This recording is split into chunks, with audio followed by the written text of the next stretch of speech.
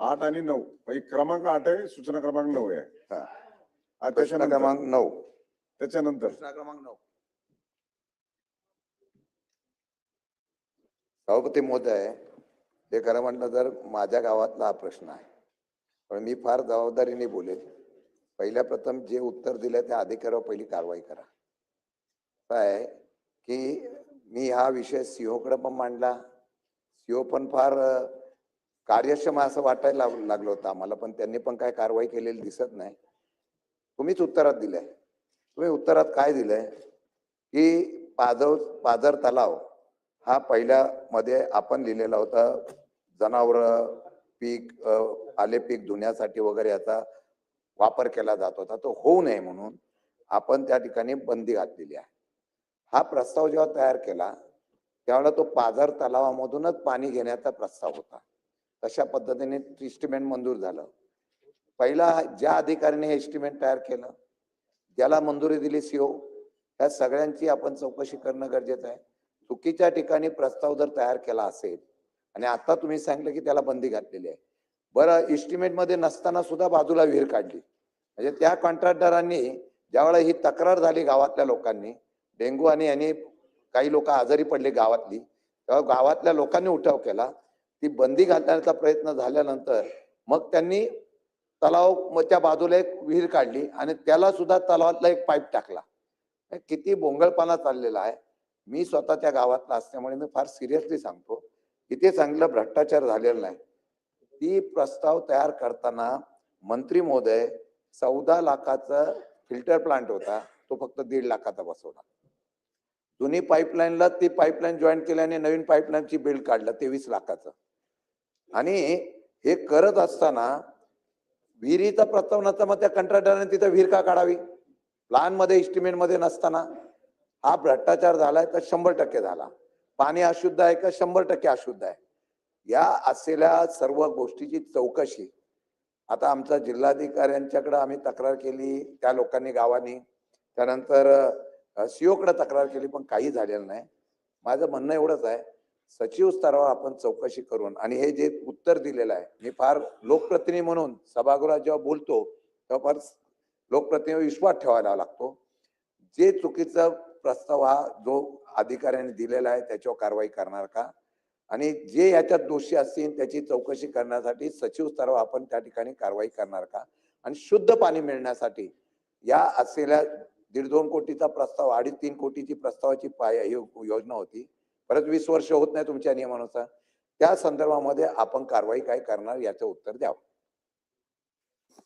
सभापती महोदय, सन्मान्य सदस्यांनी जो या ठिकाणी सूचना मांडलेली आहे, तर ही जी योजना होती ही 97 लक्ष रुपयाची योजना आहे. आणि सरफेस सोर्स म्हणून हे गाव तलाव त्या ठिकाणी पाण्याच्या सोर्स म्हणून निवडला गेला, आणि तिथून ग्रॅव्हिटेशनल फोर्सनी ते पाणी येत होतं, आणि तिथून एक 14.5 लाख रुपयाचा फिल्ट्रेशन युनिट, फिल्टर पाणी व्हावं यासाठी लावून त्या ठिकाणून घरोघरी नळाने पाणी देण्यासाठीची योजना ही पूर्ण करण्यात आली, आणि ग्रामपंचायतकडे हस्तांतर पण झाले आणि पाणी सुद्धा दिलं जाते.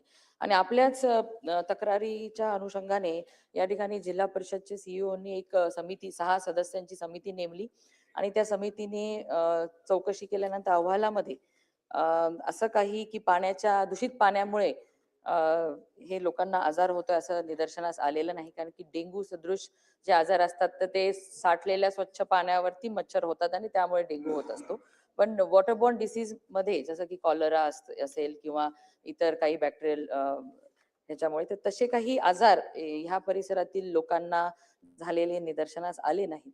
आणि ह्या आपल्या तक्रारीच्या अनुषंगाने जिल्हा पाणी व गुणवत्ता प्रयोगशाळेच्या माध्यमातून आतापर्यंत बायोलॉजिकल टेस्टिंग म्हणजे 24-25 ला सुद्धा 23 केल्या होत्या, आणि 25-26 ला 15 टेस्ट केल्या. म्हणजे सॅम्पल सुद्धा जो तक्रार करणारा गावातला व्यक्ती आहे त्याच्याच समोर हे सॅम्पल घेतले होते. केमिकल टेस्टिंग सुद्धा आपण आतापर्यंत 11 केलेल्या आहेत, आणि प्रत्येक म्हणजे 49 वेगवेगळ्या तपासण्या झाल्या, आणि त्या 49 तपासण्यांमध्ये हे पाणी पिण्याजोगं आहे असंच निदर्शनास आलेलं आहे. आणि जिल्हा सार्वजनिक आरोग्य विभागाच्या प्रयोगशाळेच्या माध्यमातून सुद्धा सभापती महोदय 42 तपासण्या वेगवेगळ्या या ठिकाणी करण्यात आल्या आणि त्यात सुद्धा हे पाणी पिण्याजोगं आहे. ह्यामुळे कुठले आजार उद्भवतात अशा पद्धतीचं आतापर्यंतच्या तरी तपासण्यांमध्ये आलेलं नाहीये. मंत्री महोदय, मी मगाशी सांगितलं, मी फार जबाबदार आहे. 35 वर्ष मी या राजकीय क्षेत्रात काम करतो. मी सहसा आरोप करत नाही, फार जबाबदारीने सांगतोय. माझे 2 प्रश्न साधे आहेत. पाझर तलाव पाणी दूषित नव्हतं, तुम्हीच सांगितलं, त्याच्यावर बंदी आणली. मग कंत्राट मध्ये विहीर नव्हती का? नव्हती. मग विहीर बाजूला का काढली कंत्राटदारांनी? साधा प्रश्न आहे. आणि आपण विचारून घ्या, या सगळ्या सोपस्कार झाला, ब्लिचिंग पावडर दरवेळेला टाकावे लागते. आणि माझं म्हणणं एवढंच आहे की नैसर्गिक पाणी जे असतं प्रवाहातलं ते दूषित नसतं. साठवलेलं पाणी असतं तलावातलं, पाझर तलाव नाही तलावातलं, ते पाणी मृत पाणी असतं. ते पाणी मृत पाणी असल्यामुळे त्याच्यामध्ये 100% बॅक्टेरिया आणि बाकीचे सगळे दोष होतात. मी तुम्हाला मागणी केलेली आहे, माझं चुका असेल, तुमच्याकडे जो अधिकारी, यामध्ये मी जे आरोप केलेले आहे, गावाने केलेले आहे, या संदर्भामध्ये तुम्ही चौकशी, दूध का दूध पाणी का पाणी होऊन द्या. या संदर्भामध्ये या असल्यामध्ये जुनी पाईपलाईन वापरलेली आहे. गाडगे वस्तीला सुद्धा पाईपलाईन जुनी होती, बिल पूर्ण 20 लाखाचं काढलेलं आहे. त्याचबरोबर फिल्टर प्लांट 14 लाखाचा होता, तो 1.5 लाख खर्च केलेला आहे. या सगळ्या चौकशा संदर्भामध्ये तुम्ही निपक्षपणाने काम करता असे अधिकाऱ्यांची, जे अधिकाऱ्यांनी रिपोर्ट दिलाय, 96 ना, आम्ही बोलतोय त्याची चौकशी करण्यासाठी, ज्या अधिकारी रिपोर्ट दिला त्याला दोषी ठरलं पाहिजे.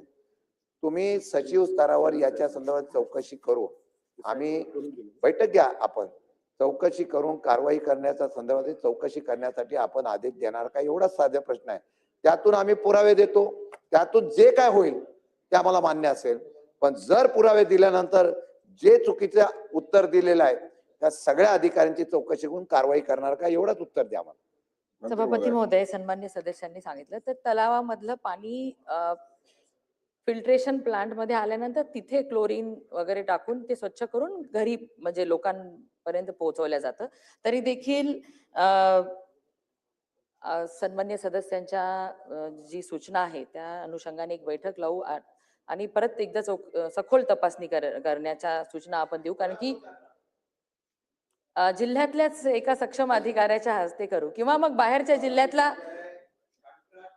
आता सर्व्हिसचं बोलत नाही, जीवन प्राधिकरणाच्या योजना ज्या पद्धतीने झालाय त्याच्यावर सविस्तर आम्ही आता अंतिम आठवड्यावर बोलू.